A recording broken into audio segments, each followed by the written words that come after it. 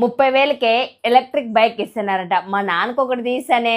అవన్నీ వేస్టే, ఒక సంవత్సరం కూడా రావా, ఊరికే డబ్బులు వేస్టా. అయితే తక్కువ బడ్జెట్ లో ఓ మంచి ఎలక్ట్రిక్ బైక్ ఏది తీసుకోవాలో నువ్వే చెప్పు. 60,000 రూపాయల బడ్జెట్ లో అయితే ఆంపియర్ కంపెనీ వాళ్ళ రియో 80 చాలా బెస్ట్ అండి. మీకు లైసెన్స్ అవసరం లా, రిజిస్ట్రేషన్ కూడా అవసరం లేదండి. ఇంగిల్ చార్జ్ చేశారనుకోండి 80 కిలోమీటర్స్ దాకా వస్తుంది. టాప్ స్పీడ్ వచ్చి 25 కిలోమీటర్లు అండి. ఈ ఎలక్ట్రిక్ బైక్ స్టూడెంట్స్ కి, హౌస్ వైఫ్స్ కి, సీనియర్ సిటిజన్స్ కి చాలా అంటే చాలా యూజ్ అవుతుందండి. మీకు బ్యాటరీ వారంటీ వచ్చి 3 ఏళ్ళు ఇస్తున్నారండి. 85,000 రూపాయల బడ్జెట్ సెగ్మెంట్ లో అయితే ఈ మ్యాగ్నస్ నియో ఎలక్ట్రిక్ బైక్ ని చాలా మంది ఎక్కువగా ప్రిఫర్ చేస్తారు. ఈ టాప్ స్పీడ్ వచ్చి 65 కిలోమీటర్లు అండి. ఒక్కసారి ఛార్జింగ్ చేశారంటే 95 కిలోమీటర్ల దాకా వెళ్ళొచ్చండి. ఈ బైక్ లుక్ క్యాక్ ఉంది కదా, ఇది వచ్చేసి ఆంపియర్ వాళ్ళ నెక్సస్ అండి. 3 బైకుల్లో మీకు ఏ బైక్ బాగా నచ్చిందో కామెంట్ చేయండి. నాకైతే నెక్సస్ భలే నచ్చింది. షోరూమ్ ప్రైస్ వచ్చి 1,15,000 రూపాయలకి రూపాయి తక్కువ. ఇది టాప్ స్పీడ్ 93 కిలోమీటర్లు అండి. సింగిల్ ఛార్జ్ చేశారనుకోండి 105 కిలోమీటర్ల దాకా వెళ్తాదండి. మ్యాగ్నస్ నియోకి